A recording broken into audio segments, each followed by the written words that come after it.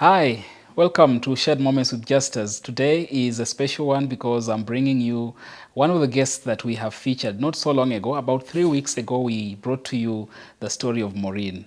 Maureen came here when she was in dire need of urgent medical attention. And when we ran the story, we realized that we couldn't just allow her to go back home after telling her story, because it's one of those stories that we felt needed urgent medical attention. And so after we ran the story, we actually went out of our way. This is something we hardly do. We went out of our way and made arrangements for Maureen to be able to see the doctor the following day. So the night that we did the recording of the story, we talked to Maureen, and of course the challenge was the resources, the finances, because that is what has been holding her from going to see the doctor.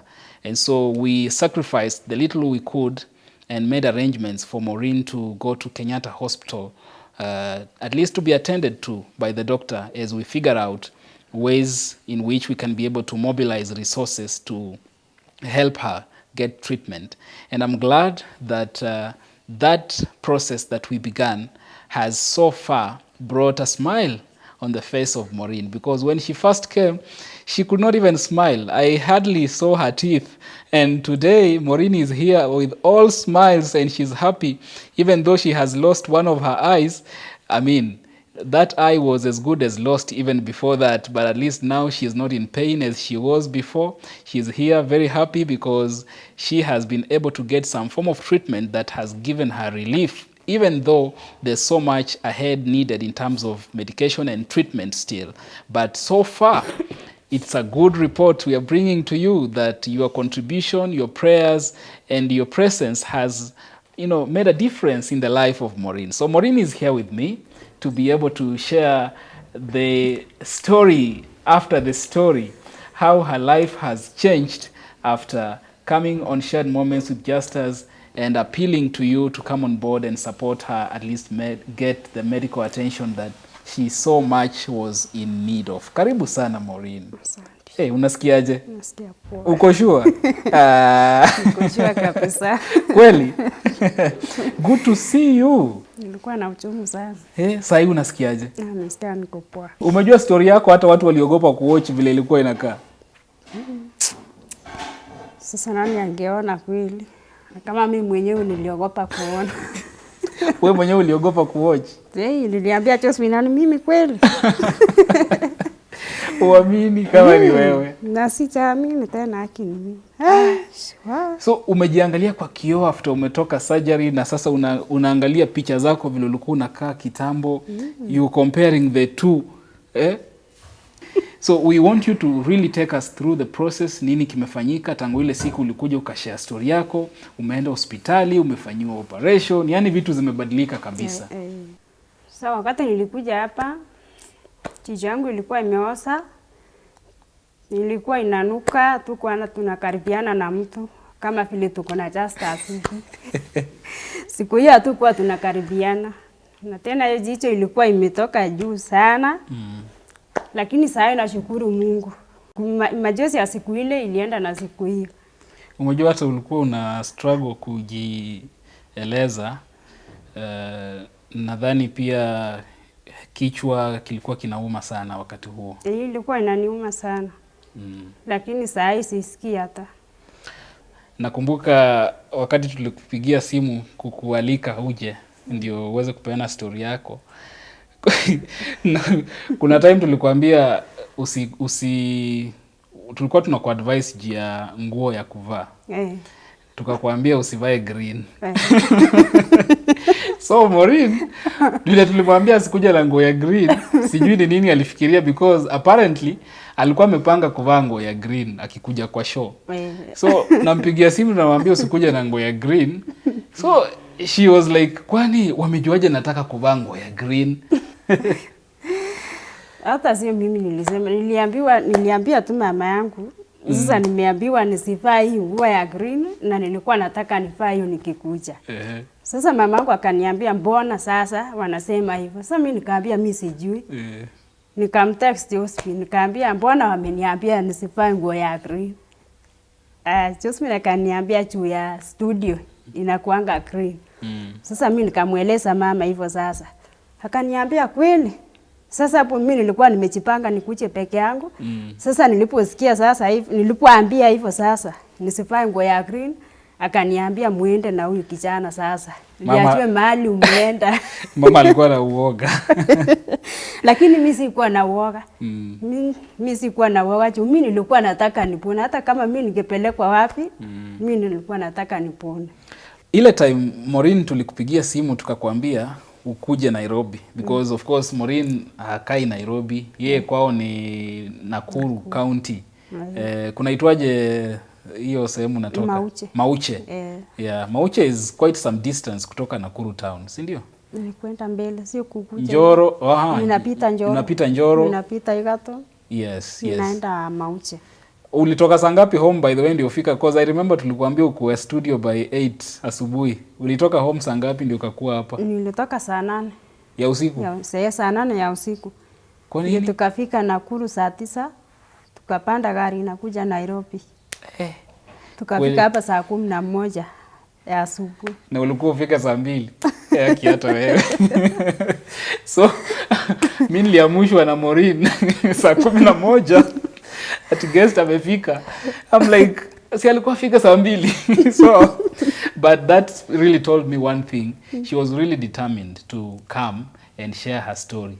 Yani ilikuwa imefika mahali you really want to come ndio uone kama unaweza pata usaidizi, si ndio?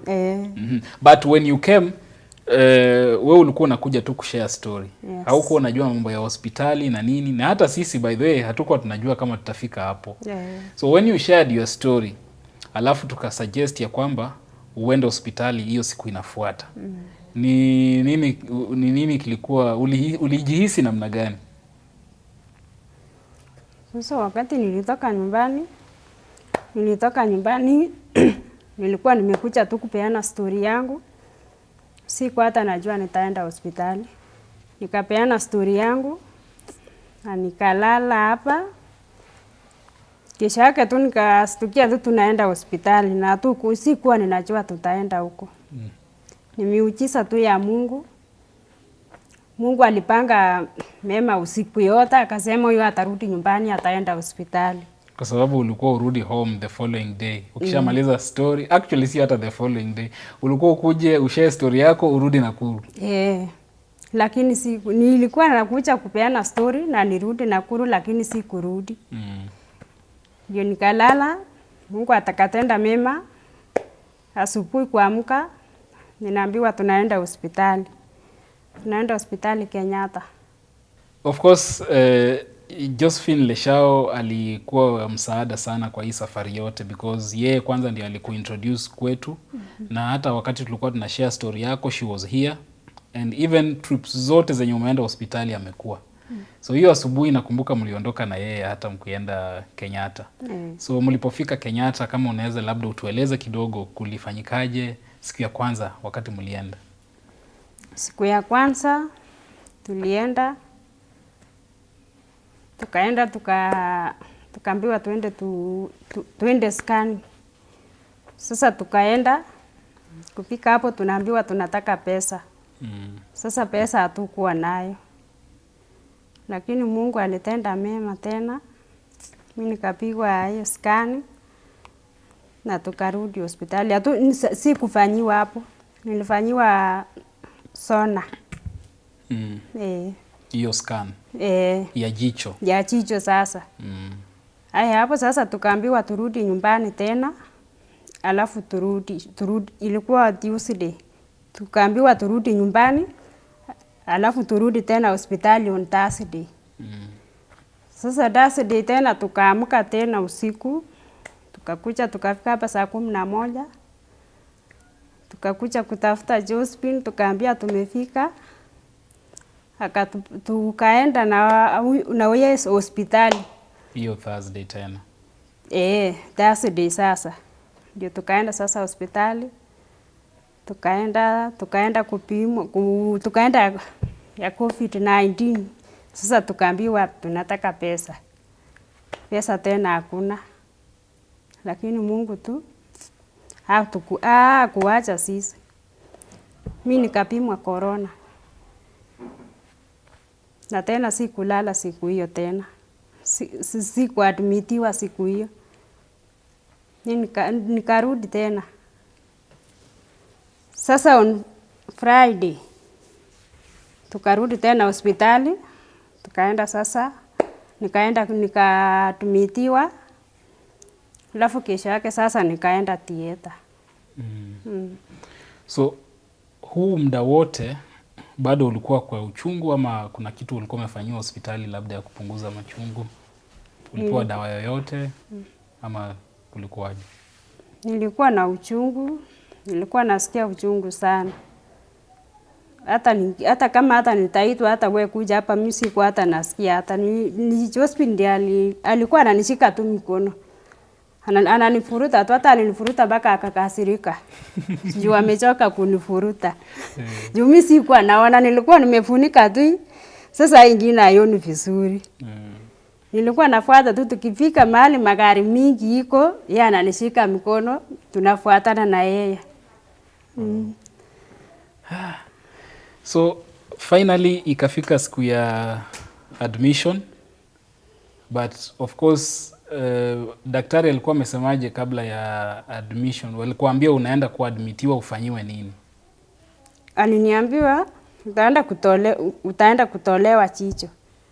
Sasa mimi nikakubali, nikaambia nitakubali. Kwa nini ulikubali haraka hivyo? Nilikubali haraka juu nilikuwa nataka nipone. So kitu yote daktari anasema as long as utapona, kama ni kutolewa jicho, yote, kama ni kichwa, yote. Bora upone. Juu ya uchungu nilikuwa nayo. Wow. So siku ya admission ilipofika, you tell us how that went on, kama unaweza kumbuka nini kilifanyika? Sasa ilifika asubuhi sasa. Mimi niliambiwa jioni. Juu daktari nilipofika huko kesho ninaenda theater. Sasa hiyo mali niliadmitiwa sasa ndio ni daktari akaenda akanioshea juu ya harufu. Niliingia kwa ward. Sasa watu wanastoka nini. Sasa hapo mimi nimejifunika na kitambaa. Ninaogopa watu wanione. Kila mtu anafanya hivi, hataki hata kuniona, mwingine anaona huko. Sasa saa moja daktari akakuja akaniita. Sasa akaenda akanioshea na akafunga. Saa moja asubuhi ama jioni? Ya jioni. Yeye ndiye akaenda sasa akanioshea na akafunika sasa. Ndio hiyo harufu isitoke tena. Alafu kesho sasa asubuhi ilikuwa saa 12. Tukaenda theater. Isipokuwa tu tulikuwa wengi. Mimi niliingia saa 7. Nikatoka saa 11. Saa 7? Saa 7 mchana? Mchana. Ukatoka saa 11? Nikatoka saa 11. Chenye kilifanyika hapo katikati haujui? Mimi sijui, mimi niliona tu nikidungwa hapa, nikiwekewa shindano.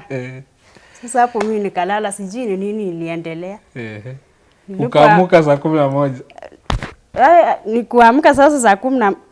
Nilistukia tu akiniambia Maureen, nikasema imeisha sasa twende. Sasa mimi tukakuja kustukia niko kwa ward sasa. Shuka basi uende kitanda yako. Hapo sikuwa naweza hata kutembea. Nilikuwa nalala tu hivi. Sasa ninasonga na kitanda yenye tumekuja nayo kutoka theater mpaka kwa ward. Sasa hizo ulikuwa ushajua nini kimetendeka? Hapana. Sikuwa najua hata. Haujui kama umetolewa jicho, kama umefanyiwa operation? Hapana. Sikuwa najua. Sasa nilijua saa 2 ya usiku. Juu nilitoka saa 11 kufika hapo nikalala. Sasa mimi nikalala kwa kitanda mpaka saa 2. Saa 2 sasa ndio nikaamka nikakula. Sasa nikaona tu kuna vitu nimewekewa hapa, sasa hii ni nini? Na nikaogopa kutoa. Na unaogopa pia kuuliza? Ninaogopa tena kuuliza hii ni nini. Sasa mimi nikakaa tu na hizo vitu nikakaa. Mpaka kesho sasa ninaenda kuoga ndio nikatoa. Ndio nikaona sasa huko kwa bafu. Kuna wenye wameitoa. Sasa nikasema hata mimi nitaitoa juu nimeona ingine. So mpaka saa hizo asubuhi hujajua umefanyiwa operation? Sijajua. Nilikuwa tu nasikia uchungu. na nikigusa tu hapo jicho sisikii. So walikuwa wameweka bandage? Sasa nikigusa hivi mimi sisikii. Sasa kesho lakini uchungu umeisha? Uchungu ilikuwa imeisha. Sasa kesho yake nikampigia Josephine. Josephine akaniambia, "Umefanyiwa nini? Umetolewa jicho?" Nikaambia hata sijui kama walitoa. Sasa kugusa hivi mimi sisikii. Nikaambia tu ninasikia tu nikigusa mimi sisikii, ni kama walitoa. Ni kama mimi Nikaambia ni kama walitoa juu mimi sikuwa nacho. Sasa kaniambia kichwa bado inakuuma, nikaambia hapana. Na ujui imetolewa jicho, nikaambia sijui. So finally nani alikueleza kweli umetolewa jicho ama nini kimefanyika? Nilijua sasa nilijua juu nilipotoka theater. Mimi nikakaa siku 3. Si wakaenda wakafungua sasa hiyo. Akaenda sasa akanioshea na wakarudisha ingine. Sasa nikaambiwa walitoa jicho. Ndio niliuliza sasa daktari. Walitoa jicho, akaniambia So wakafunika tena na ingine sasa kidogo hivi, sio kubwa sasa. Haya, alafu siku ya 3 tena akaenda tena akaosha. Akaniambia uko sawa. Sasa daktari akaniambia unasikiaje? Nikaambia nisaidie na kioo nione. Hauko umeji. Sasa daktari akaniambia kimbia mpaka bathroom. Huko kuna kioo. Uende uone na urudi. Mimi nikakimbia, nikaenda kuona kweli nimetolewa. Kabla ufungwe. Na wakashona. Wow. Walitoa na wakashona. Sasa nikarudi, daktari akaniambia umeona aje? Walitoa, nikaambia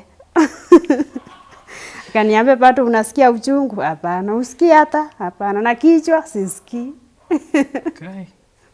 Wewe mwenyewe ulikuwa ulifurahia ama ulikasirika kwamba jicho lako limetolewa? Hapana, nilifurahia.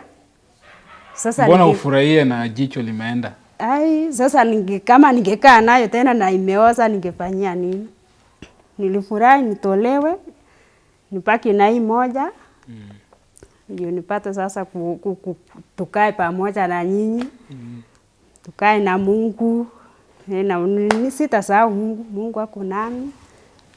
Na pia ako na nyinyi. So umekaa hospitali kwa muda gani baada ya kufanywa hiyo surgery? Nilikaa hospitali wiki 3. Baada ya wiki 2, daktari akakuja akaniambia utarudi theater. Sasa nikauliza nitarudi kufanya nini tena na jicho nimetolewa. Sasa akaniambia tutaenda theater, kuna nyama itaenda kutolewa kwa tumbo. Tuende ipimwe ijulikane kama ni kansa. Sasa tukaenda akatoa hiyo nyama na nikarudi. Sasa matokeo haijatoka. Okay. So baada ya wiki 3 kakuwa discharged? Baada ya wiki 3 sasa nikadischargiwa. Kaambiwa utaenda nyumbani. Okay. So it's been barely 2 days. Maureen was discharged. At the time of this recording, it's just 2 days after ametoka hospitali. So unajihisi namna gani saa hizi? Sasa mimi niliambiwa kitambo umedischargiwa, juu wewe umepona, unataka uende nyumbani. Sasa siku hiyo sasa mimi nilikuwa naambia tunaongojea kadi yangu ya Ejay. Itumike juu niliambiwa itatumika tarehe 14. Sasa daktari mwingine akaniambia sawa, ongojea hadi siku hiyo ndio tuone. Siku 2 mwingine anakuja ananiuliza, nikaambia ninaongojea kadi yangu ya Ejay. Akaniambia hiyo kadi haitumika, haitasaidia, haitalipa. Sasa nikaambia sasa nitafanya nini? Akaniambia wewe utalipa cash. Akaniambia umejua hiyo pesa ni ngapi? Nikaambia sijajua ni ngapi. Sasa hiyo daktari akanyamaza.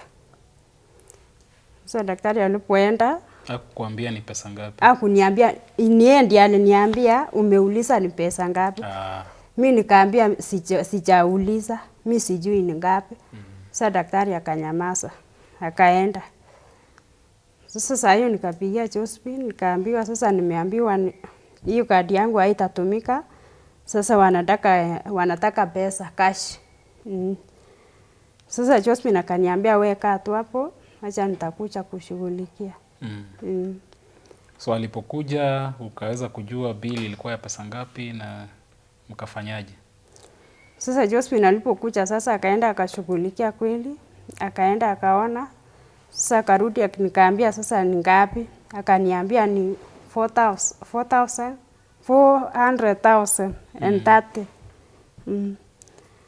Sasa akaniambia sasa tutapata wapi pesa? Nikaambia sasa mimi sijui. Sasa mimi nitatoa wapi hata mimi na niko hospitali.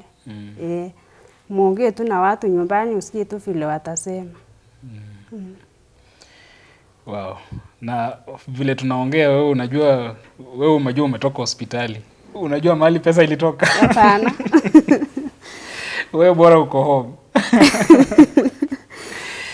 Sijui. Yeah, cause we really have to thank God and wale ambao wameweza. Josephine amekuwa mwenye msaada sana in making sure that Maureen gets out of the hospital and the bill that was outstanding, much of which we have been able to meet ourselves, Josephine, and partly the family also, Maureen's family has been able to do some fundraising to be able to collect a few funds here and there. Now, some of you have also been sending us, some of your contribution ambayo imetuwezesha to be able to at least pay for, cater for that bill. But truth is, we were not able to pay for all the the amount that the hospital was asking for, which, as Maureen says, was coming to almost 400,000. But part of it has been settled. And so we just had to find a way of engaging and talking to the hospital management so that they can release Maureen, kwa sababu hata angeendelea kukaa pale sio kwamba sasa akikaa ndio pesa inapatikana. So we were able to have an agreement with the hospital for Maureen to be discharged even before clearing bill yote. So as we speak, Maureen still owes the hospital quite an amount, almost 200,000. But we are hopeful that you will also come on board and support in whichever way you can, because matibabu ya Maureen hayajaisha. The journey has just started. Kwa sababu having been discharged after the first surgery ni kumwezesha tu sasa kuweza kutulia kidogo, so that the doctors can now then have time with her to examine her closely and recommend the next course of action in terms of her treatment. Sijui kama daktari ameweza kukueleza ni matibabu gani ambayo yanafaa kufuata baada ya hapa, kama umepewa appointment yoyote na daktari? Sasa waliniambia sasa niliambia kwanza nitaenda radiotherapy. Sasa na hapo hakuna pesa sasa. Mimi najua tu hapo ni pesa tena. Na hakuna pesa. Sasa wenye walinisaidia wote, ninashukuru. Munishike mkono. Tena sijamaliza matibabu. Bado nitarudi hospitali tena na sina pesa. So kwa hivyo msiniwaje tena. Muendelee kunishika mkono ndio nipate matibabu. Yeah, kwa sababu most likely if you're dealing with cancer treatment, you most likely to go through chemotherapy or radiotherapy or both, depending. And so that is most likely what Maureen will be in for. And from what I hear, ni kwamba for chemotherapy, if you're going for chemotherapy, usually it takes about 30 sessions that are concurrent, one after the other. So ukianza siku ya kwanza up to the 30th day, and each session is about 15,000 Kenya shillings. Hiyo hujaweka mambo ya consultation, transport, nini. So you find maybe ukiweka cumulatively you could find yourself spending around 20,000 every day for 30 days zikifuatana. And as Maureen is saying, hata bill yenye iko saizi hajamaliza. So she doesn't even know how she's going to cater for that kind of cost when that time comes that she is needed perhaps to start her chemotherapy process. And so what we are saying here is we want to thank God for the far that we have come, na tunashukuru sana. And we are also requesting now, coming to you requesting that usichoke na sisi. Maureen has come this far and we trust that the process will be successful to the end with your support. So if you have any contribution that you would like to make towards Maureen's treatment, kindly feel free to use the pay bill or the till number that we shall provide so that we can make sure that Maureen anaendelea na matibabu hadi siku ya mwisho na apone, akuja hapa ashangilie, apige nduru, apige mayowe na tucheke kabisa because of what the Lord would have done. And so we are honestly appealing that kindly support Maureen. Send in whatever you have, as little as 10 shillings, as much as you can afford, or even sacrifice that much which you perhaps cannot afford to see to it that Maureen gets the treatment that she so deserves.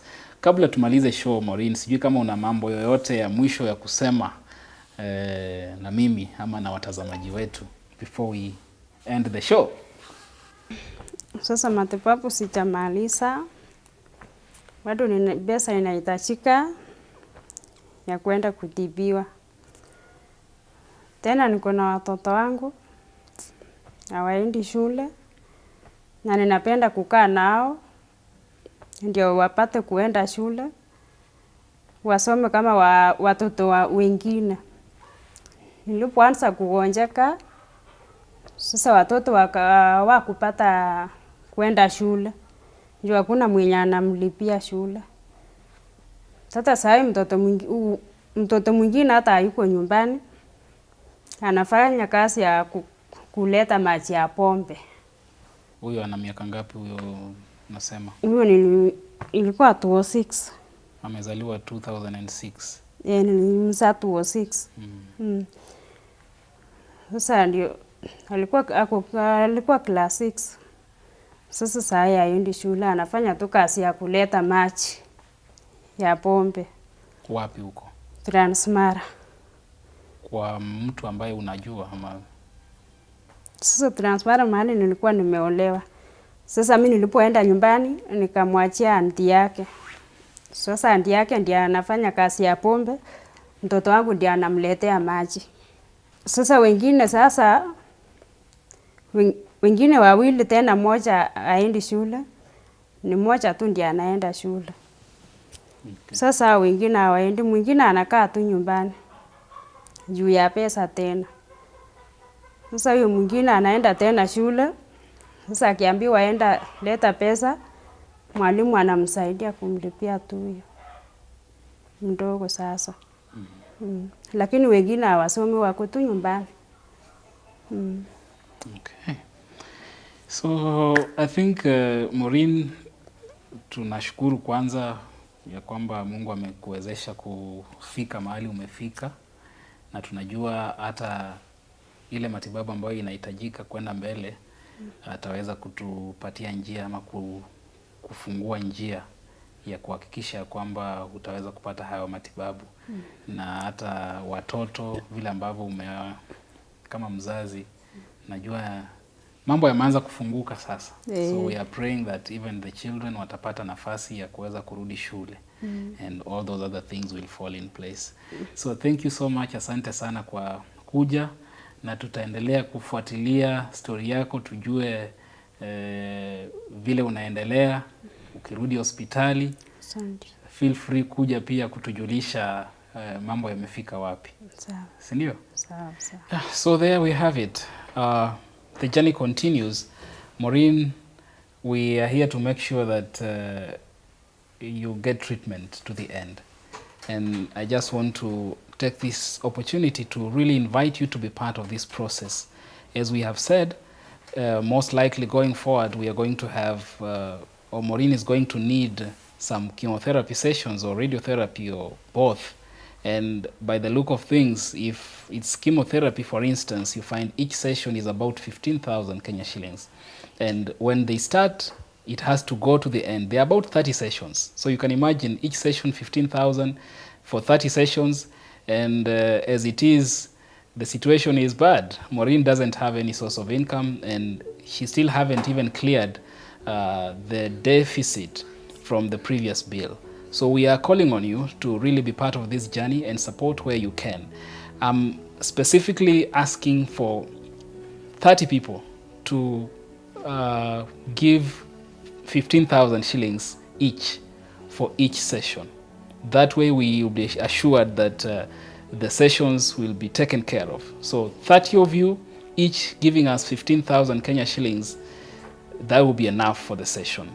At least it will give us a head start for the rest of the process. So that's a challenge I'm throwing on you, and I know it's something we can manage and we can do. So of course there are other needs around her life, which we have mentioned in our conversation, her upkeep and those kind of things, even as she tries to stabilize and find something that she can be able to do as a source of income. It's not easy, being given that she'll be spending much of her time in hospital. But we are glad we are where we are, and we know that going forward, God is going to help us to achieve everything that needs to be done to make sure that Maureen is well. So thank you so much for your time. That's all we had time for today. And those of you who have not subscribed, kindly, come on, subscribe. Shared Moments with Justus. Until next time, God bless.